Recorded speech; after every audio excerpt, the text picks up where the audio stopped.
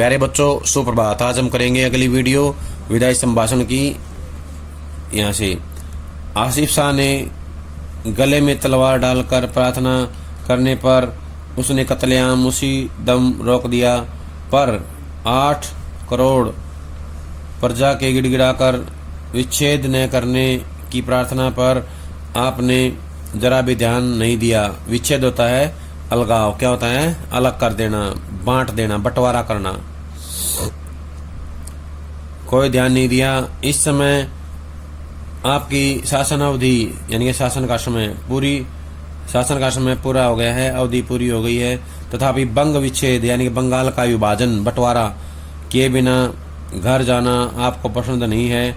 नादिर शाह से भी बढ़कर आपकी जिद है। क्या आप समझते हैं कि आपकी जिद से प्रजा के जी में दुख नहीं होता? आप विचारिए तो एक आदमी को आपके कहने पर पद न देने से आप नौकरी छोड़ जाते हैं। इस देश की प्रजा को भी यदि कहीं जाने की जगह होती तो क्या वह नाराज होकर इस देश को छोड़कर न जाती? यहाँ की प्रजा ने आपकी जिद का फल यहीं देख लिया। उसने देख लिया कि आपकी जिद ने इस देश की प्रजा को पीड़ित किया। आपको भी उसने कम पीड़ा न दी, यहाँ तक कि आप स्वयं उसका शिकार हुए। यहाँ की प्रजा वह प्रजा है जो अपने दुख और कष्टों की अपेक्षा परिणाम का अधिक ध्यान रखती है। वह जानती है कि संसार में सब चीज़ों का अंत है। दुख का समय भी एक दिन निकल जाएगा, यानी कि समाप्त हो जाएगा। इसी से सब दुखों को झेलकर, पराधीनता सहकर भी वह जीती है। माय लॉर्ड, इस कृतज्ञता की भूमि की महिमा आपने कुछ न समझी और न यहाँ की दीन प्रजा की श्रद्धा अपने साथ ले जा सके। इसका बड़ा दुख है। इस देश के शिक्षितों को तो देखने की आपकी आंखों को ताब नहीं। ताब माने होता है इच्छा न होना, या उनको जो है कोई आदत नहीं है। अनपढ़ गूंगी प्रजा का नाम कभी कभी आपके मुंह से निकल जाया करता है। उसी अनपढ़ प्रजा में नर सुल्तान नाम के एक राजकुमार का गीत गाया जाता है। एक बार अपनी विपद के कई साल सुल्तान ने नरवरगढ़ के एक स्थान में काटे थे, यानी कि नरवरगढ़ में उन्होंने अपना विपद का समय व्यतीत किया था। विपद होता संकट, क्या होता है विपद? संकट। दीन होता है गरीब, क्या होता है दीन? गरीब। महिमा होता है महानता, क्या होता है महिमा? महानता। जुदा होता है अलग होना। चूक करना होता है कमी करना, गलती करना। बदौलत होता है कारण। उदारता होता है बड़प्पन, क्या होता है उदारता? बड़प्पन। अब यहाँ से जुड़े प्रश्न देखें। प्रश्न आएगा, तलवार गले में डालकर प्रार्थना किसने की? आसिफ शाह ने। किसने की? आसिफ शाह ने। कत्लेआम किसने रोका? नादिर शाह ने। किसने रोका? नादिर शाह ने जो है कत्लेआम रोका था। कितने करोड़ प्रजा की प्रार्थना को ठुकरा दिया? 8 करोड़। कितने? 8 करोड़ प्रजा के गिड़गिड़ाकर विच्छेद न करने की प्रार्थना को ठुकरा दिया। प्रश्न आएगा, 8 करोड़ प्रजा ने क्या प्रार्थना की थी? विच्छेद न हो। क्या की थी? विच्छेद न हो। किससे प्रार्थना की थी? लॉर्ड कर्जन से। किससे की थी? लॉर्ड कर्जन से। इस समय आपकी शासन अवधि पूरी हो गई थी। तो प्रश्न आएगा, किसकी शासन अवधि पूरी हो गई थी? तो बताना है लॉर्ड कर्जन की। किसकी? लॉर्ड कर्जन की शासन अवधि पूरी हो गई थी। बंग विच्छेद किए बिना घर जाना आपको पसंद नहीं था। तो लॉर्ड कर्जन को कौन सा काम करके जाना पसंद नहीं था? बंग विच्छेद। किसके? बंग विच्छेद किए बिना। कौन सा काम? बंग विच्छेद किए बिना घर जाना पसंद नहीं था। नादिर शाह से भी बढ़कर किसकी जिद थी? लॉर्ड कर्जन की। किसकी? लॉर्ड कर्जन की जिद किससे बढ़कर थी? नादिर शाह से। किससे बढ़कर थी? नादिर शाह से भी बढ़कर थी। लॉर्ड कर्जन की जिद ने किसको दुखी किया? प्रजा को। किसको किया? भारत की जनता को। किसको किया? भारत की जनता को दुखी किया उन्होंने। अगला प्रश्न आएगा, किसके कहने पर पद पे नहीं लगाया गया? तो बताना है लॉर्ड कर्जन। किसके कहने पर? लॉर्ड कर्जन के कहने पर पद पर नहीं लगाया गया। तो क्या किया उन्होंने? अपने पद से इस्तीफा दे दिया। क्या किया? पद से इस्तीफा दे दिया। किसके पास जगह नहीं है देश छोड़ के जाने की? भारतीय जनता के पास। किसके पास? भारतीय जनता के पास जो है जगह नहीं है छोड़ के जाने की, नहीं तो वो जो है लॉर्ड कर्जन से नाराज होकर देश को छोड़ के चले जाते हैं। उनके पास कोई जगह नहीं है। अगला प्रश्न आएगा, यहाँ की प्रजा ने आपकी जिद का फल यही देख लिया है। तो किसकी जिद का फल देखा है? Lord Curzon. लॉर्ड कर्जन की जिद का फल जो है किसने देखा है? भारतीय जनता ने। किसने देखा है? भारतीय प्रजा ने, भारतीय जनता ने जो है लॉर्ड कर्जन की जिद का परिणाम देखा हुआ है। और लॉर्ड कर्जन की जिद ने क्या किया है? भारतीय जनता को बहुत अधिक परेशान किया है, पीड़ित किया है, अधिक दुखी किया है, और स्वयं भी जो है उस दुख का शिकार हुए हैं। कौन हुए हैं? Lord Curzon. लॉर्ड कर्जन भी उस दुख का, पीड़ा का शिकार हुए हैं। यहाँ की प्रजा वह प्रजा है जो अपने दुख और कष्टों की अपेक्षा परिणाम पर अधिक ध्यान रखती है। अपने दुख और कष्टों की अपेक्षा परिणाम पर कौन ध्यान रखता है? भारत की प्रजा। कौन रखता है?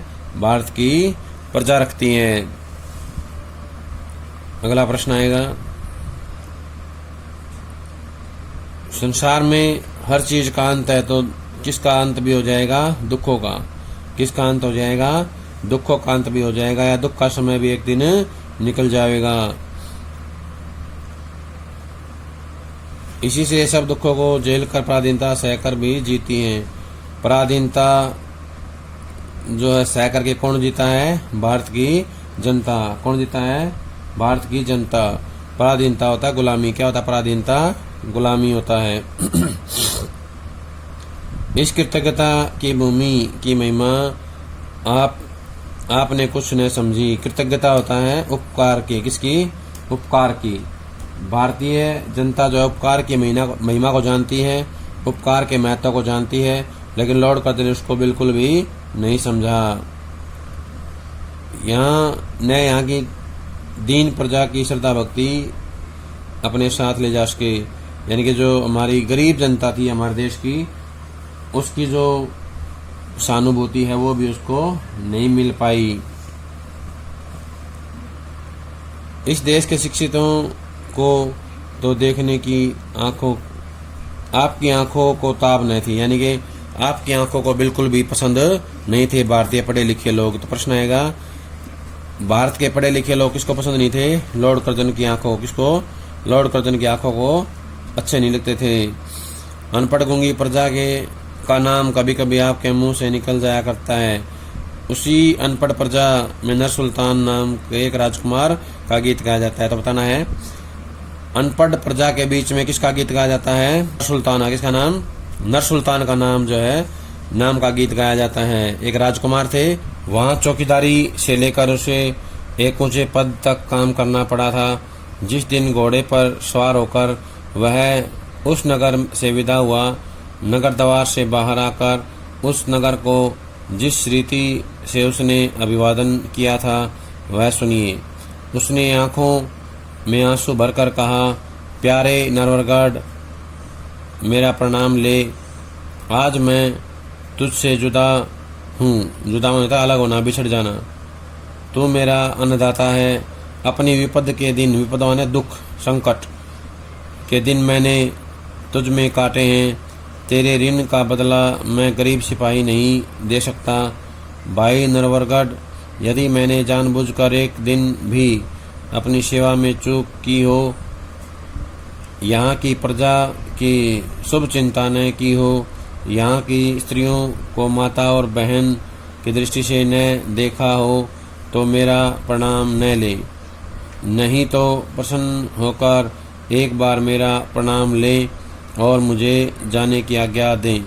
माय लॉर्ड, जिस प्रजा में ऐसे राजकुमार का गीत गाया जाता है उसके देश से क्या आप भी चलते समय कुछ संभाषण करेंगे? संभाषण था बातचीत। क्या था संभाषण? बातचीत। क्या तुम जो है बात करोगे उस देश की जनता से, कुछ संवाद करना चाहोगे? क्या आप कैसे कहेंगे अब आगे भारत, मैंने तुझसे सब प्रकार का लाभ उठाया और तेरी बदौलत वह शान देखी जो इस जीवन में असंभव है।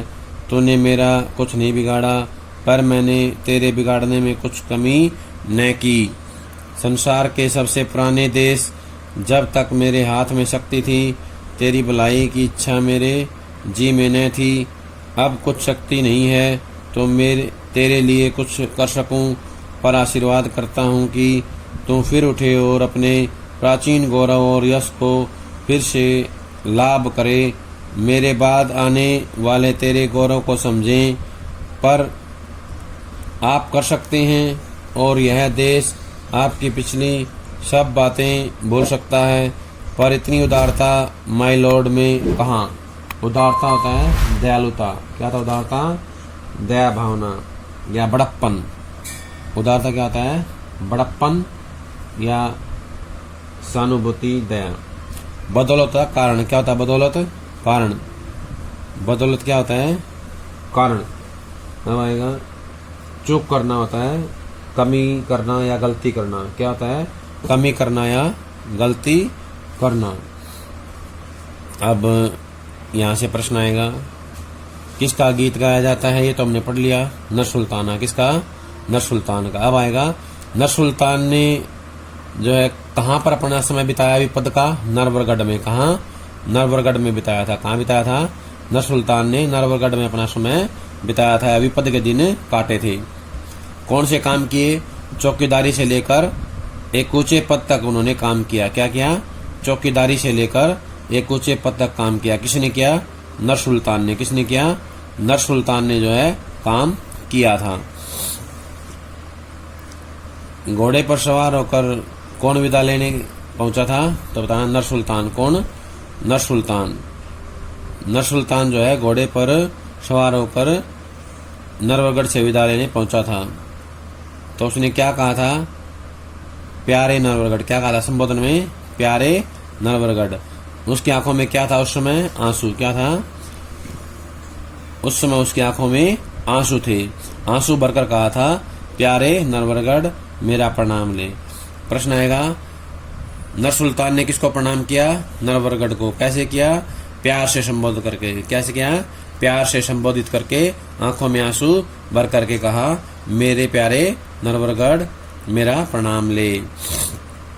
कौन किसे जुदा हो रहा था? तो बताना है नरसुल्तान नरवरगढ़ से। कौन हो रहा था? नरसुल्तान जुदा हो रहा था नरवरगढ़ से। जुदा होना होता है अलग होना। क्या होता है जुदा होना? अलग होना। नरवरगढ़ किसका अन्नदाता है? तो बताना है नरवरगढ़ जो है नरसुल्तान का अन्नदाता है। किसका है? नरसुल्तान का अन्नदाता है। नरसुल्तान ने अपने आप को क्या कहा है? गरीब सिपाही। क्या कहा है? गरीब सिपाही। क्या कहा है? गरीब सिपाही। नरवरगढ़ को क्या माना है? भाई के समान। क्या माना है? नरवरगढ़ को नरसुल्तान ने भाई संबोधित किया है। अपनी सेवा में चूक और प्रजा की शुभ चिंता न की हो तो उसने क्या कहा है? उसके लिए उन्होंने जो है माफी मांगी है और प्रणाम ना लेने के लिए कहा है। क्या कहा है? प्रणाम ना लेने के लिए कहा है। किसने कहा है ये सारी बातें नरसुल्तान ने कही हैं। किससे कही हैं?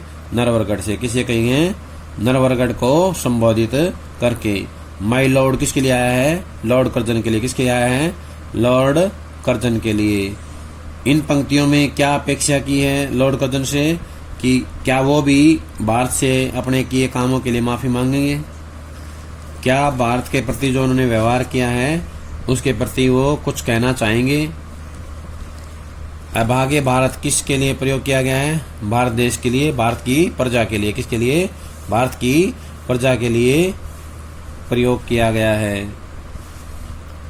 मैंने तुझसे सब प्रकार का लाभ उठाया, यानी कि मैंने तुमसे बहुत फायदा उठाया है, और तेरी बदौलत यानी कि तेरे कारण वह शान देखी है जो इस जीवन में असंभव है।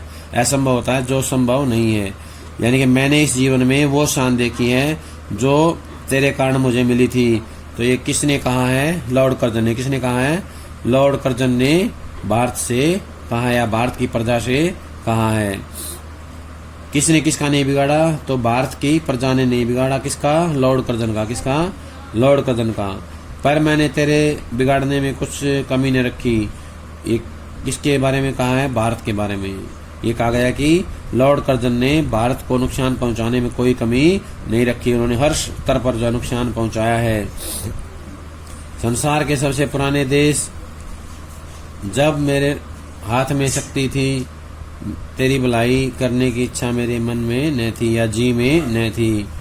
अब कुछ शक्ति नहीं है तो तेरे लिए कुछ कर सकूं, पर आशीर्वाद करता हूं कि फिर उठे और अपने प्राचीन गौरव, प्राचीन मतलब पूरे गौरव माने महिमा, जो तुम्हारी पुरानी महिमा थी, पुराना गौरव था, उसको प्राप्त कर सको। यश जो था, कीर्ति जो थी, उसको जो है प्राप्त कर सको, उसका लाभ उठा सको। ऐसा आशीर्वाद देने की क्या क्षमता है? मेरे बाद आने वाले तेरे गौरव को समझें, आप कर सकते हैं, और यह देश आपकी पिछली सब बातें भूल सकता है। यानी कि ये लेखक ने कहना चाहा है कि क्या वास्तव में ऐसा कुछ कह सकता है लॉर्ड कर्जन? वो ऐसा नहीं कह सकता, क्योंकि वो एक जिद्दी इंसान है, घमंडी इंसान है। अगर वो ऐसा कह देता है तो भारत के वासी क्या करेंगे? उसकी सारी गलतियों को, पिछली गलतियों को भूल जाएंगे। पर इतनी उदारता माय लॉर्ड में कहाँ है? इतनी जो उदारता है, इतनी जो दयालुता है, इतनी जो उनके अंदर भावना है या सहानुभूति है, वो देखने को नहीं मिली। कहने का आशय है कि उनके अंदर किसी प्रकार की भारतीय जनता के प्रति सहानुभूति नहीं है, दयालुता नहीं है, और वो ऐसा नहीं कह सकते। ये बात जो है लेखक मानते हैं। लेखक ने ये माना है कि इतनी उदारता उनके अंदर नहीं है कि वो अपनी गलतियों के लिए क्षमा मांगे और भारत के अच्छे के लिए कुछ जो है ईश्वर से कामना करें। प्यारे बच्चों, ये था विदाई संभाषण का अंतिम पार्ट। सभी इसको ध्यान से सुनेंगे, अच्छे से पढ़ेंगे और इसके प्रश्नों को अपनी कॉपी में लिख लेंगे। सभी का बहुत बहुत धन्यवाद।